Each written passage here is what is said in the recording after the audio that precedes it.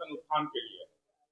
हमने ये पीसी इसलिए बुलाया है कि जिस तरह से हमारा बक्सर जो है सनातन उत्थान की धरती है और बक्सर जो है सदियों से उपेक्षित रही है। बक्सर की जो भूमि है ये सनातन संस्कृति की है, आज तक इसको उपेक्षित रखा गया और तमाम तरह के लोग यहाँ पे राजनीति किए, एमपी बने, एमएलए बने, मंत्री बने और कई लोग तो प्रधानमंत्री के बहुत करीबी रहे, लेकिन बक्सर सबसे पिछड़े हुए जिले में आता है। वहां बक्सर केवल इसी के लिए जाना जाता है कि बक्सर केवल सनातन संस्कृति उत्थान के लिए जाना जाता है। भगवान राम का कर्म भूमि, जहाँ माता अहिल्या का उद्धार हुआ, जहाँ वामन अवतार हुआ, जहाँ चैमन ऋषि जो दुनिया में चैम्बरात लोग आके आज कहाँ से कहाँ कंपनी चली गई, लेकिन बक्सर का कुछ नहीं हुआ। तो विश्वामित्र जी की धरती है, वो तपोभूमि है, तो मैंने विश्वामित्र सेना का निर्माण किया।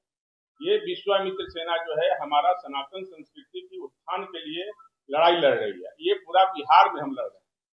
बक्सर के साथ साथ जितना हमारा बिहार का धार्मिक जगह है सनातन संस्कृति का, उसके लिए उत्थान करने के लिए सेना हम बनाए हुए हैं।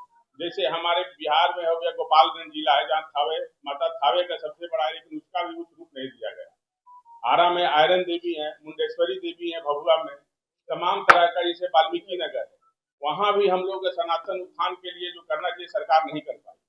हमारा एक ही लड़ाई है कि बक्सर के न्याय मिले और उसके साथ साथ बिहार में जितना सनातन धार्मिक धरोहर है उसका भी न्याय मिले। और ये सेना जो है सनातन संस्कृति की लड़ाई लड़ेगी और पूरा बिहार में जोड़ शोर से लड़ेगी। और ये लड़ाई हमारा बिहार से लेके बंगाल तक, आज हमारा सनातन संस्कृति का सबसे बड़ा स्थिति ये हो गया कि सब लोग इसको जो है आज कमजोर रूप में समझ रहे हैं। हमारा अपना ही देश में सनातन संस्कृति इतना कमजोर क्यों हो रहा है? इसको कमजोर करने वाले लोग कौन है जो इसको कमजोर कर रहे हैं?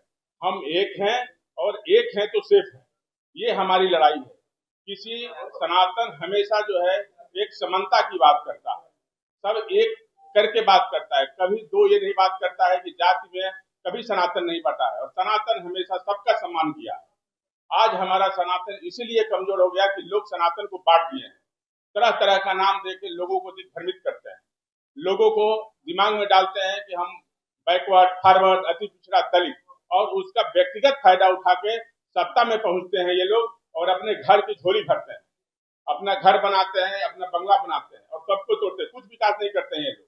आज इसीलिए हमारी विश्वामित्र सेना जो सनातन की लड़ाई लड़ रही है और उसके आगे भी लड़ाई लड़ती रहेगी।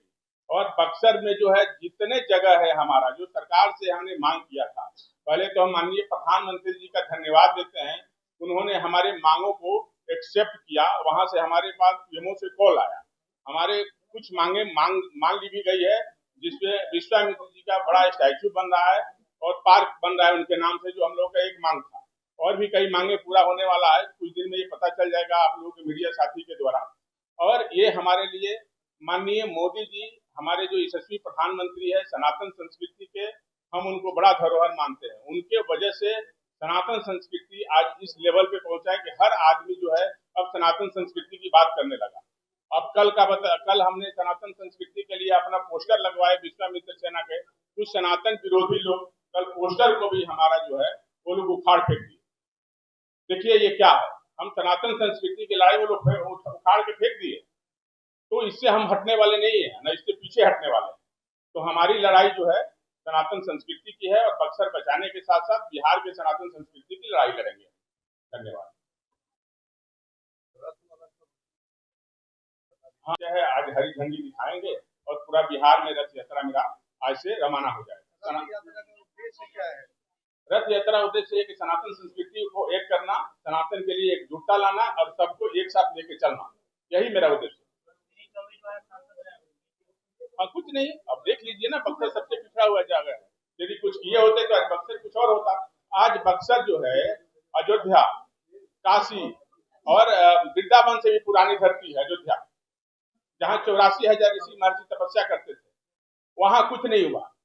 गंगा के किनारे बसने वाला सबसे सुंदर शहर है, जिस तरह से काशी है, जहाँ उत्तरायणी गंगा माँ केवल काशी में और बक्सर में ही हो पाती है, कुछ उद्धार नहीं हुआ।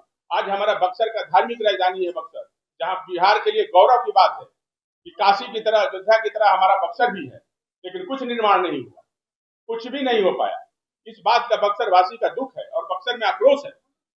और ये हमारा सनातन में सबसे बड़ा बिहार जो है सनातनी है। बिहार के हमारे लोग सबसे ज्यादा सनातनी है और सब एक है, लेकिन भ्रमित है कुछ लोग व्यक्तिगत लाभ में हमारे सनातन को कमजोर कर रहे हैं। इसकी लड़ाई विश्वामित्र सेना लड़ेगी। इटावा जो घटना हुआ है, जो भी हुआ है, वो उसका हम जिस तरह से हुआ है उसका हम समर्थन नहीं करते हैं, लेकिन फिर भी जो घटना है वो जांच का विषय है। क्या हुआ उसमें बहुत ज्यादा हम टीका टिप्पणी नहीं कर सकते। बिहार में आपके पूर्व सांसद अश्विनी चौबे जी को मंच पर नहीं। अरे भाई, जो जैसा काम करेगा वो तो अब काम के ऊपर में किसी को दिया जाता है जी। जो काम बढ़िया करेगा उसको सम्मान तो हमेशा मिलेगा।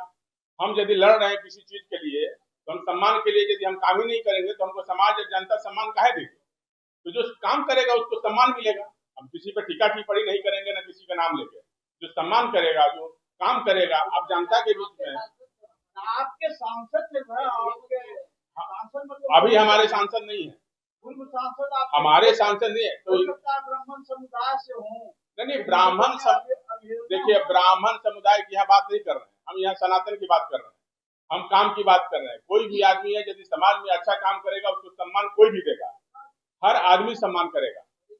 यदि वो कोई काम नहीं करेगा उसको सम्मान कोई नहीं देगा। आप मानते हैं कि अश्विनी चौबे 5 साल में कुछ नहीं किए? कहाँ किए होते तो क्या हुआ बक्सर का? बक्सर में तो कुछ नहीं हुआ। अब बक्सर में जाइए, अब जाके देखिए, आप लोग जितने मीडिया साथी है जाकर देखिए बक्सर में क्या हुआ। मिथिलेश तिवारी है बक्सर के पूर्व सांसद प्रत्याशी, सोशल मीडिया पर लगातार पोस्ट कर रहे हैं कि हम बक्सर के लिए ये कर रहे हैं। बक्सर की लड़ाई केवल विश्वामित्र सेना लड़ रही है और कोई बक्सर की नहीं लड़ रहा है। बक्सर को इसलिए दिखाया जा रहा है कि अगला जो है हम वहां से फिर से सांसदीय का चुनाव लड़ जाएं और टिकट मिल जाए। बक्सर अब बाहरी को बर्दाश्त नहीं करेगा, बहुत बर्दाश्त किया 40-50 साल से, अब बक्सर बाहरी को बर्दाश्त नहीं करेगा। अभी चुनाव में लड़ने की कोई हमारी इच्छा नहीं है। आप लोगों के माध्यम से मैं कई बार बोल चुका हूँ, इतना जरूर सक्षम हूँ, यदि चुनाव लड़ना होगा तो हमको कोई रोक नहीं सकता। चुनाव कभी भी लड़ सकते हैं, इतने सक्षम हैं और हम चारों विधानसभा में चुनाव लड़ाने की क्षमता रखते हैं। बिहार में नहीं, पूरा बिहार में है। विश्वामित्र जिला तो बक्सर में है ही, पूरा बिहार में काम कर रही है विश्वामित्र सेना। और बहुत तेजी से आप लोगों को देखने को मिल जाएगा कि सनातन की लड़ाई विश्वामित्र सेना किस रूप में लेके जा रही है। राजकुमार जी, क्या बक्सर को राजधानी बनाने की मांग कर रहे हैं? हाँ, धार्मिक राजधानी मांग कर रहे हैं और है भी जगह बक्सर धार्मिक राजधानी का है भी, इसमें कहीं दो शक नहीं है।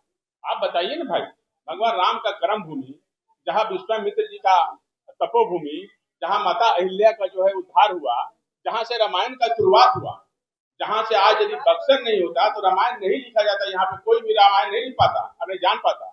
इसका मुख्य बक्सर ही है। तो बक्सर तो धार्मिक राजधानी ऐसे भी है, उसको एकदम मांग है हमारा, बनना ही चाहिए। उसके लिए विश्वामित्र सेना लड़ाई लड़ रही है और ये बिहार का गौरव की बात है। आप लोग भी कहीं बोल सकते हैं, दिखा सकते हैं कि बक्सर जो है हमारा धार्मिक राजधानी है बिहार के लिए। जैसे लोग आज उत्तर प्रदेश में काशी और अयोध्या और वृंदावन कहते हैं, उससे पुराना धरती आपका बिहार का बक्सर है। लेकिन काहे नहीं, और बिहार में कोई भी कितना भी कहे, जब तक टूरिज्म का विकास नहीं होगा, हमारा सनातन संस्कृति का, वहाँ बिहार का विकास संभव नहीं है। आप समझ लीजिए। कोई इसके लिए हम लड़ाई लड़ रहे हैं। आप देखिए, हमारा सेवा बस्ती में गरीब बच्चों को हम पढ़ाते हैं। आज हमारे पास 7 से 8 हजार बच्चे पढ़ते हैं, कई जगह बक्सर जिला में पढ़ते हैं। हम काम करते हैं तब बोलते हैं। हम 7-8 सालों से बक्सर में छोटे छोटे दलित बस्ती में जो बच्चे पढ़ नहीं पाते उसको उठाकर हम पढ़ाते हैं। हम बच्चे को हमारे सोशल मीडिया के माध्यम से आप लोग देख सकते हैं। सनातन धर्म के लिए पहला कदम क्या रहेगा? सनातन धर्म के लिए पहला है बक्सर का सनातन संस्कृति।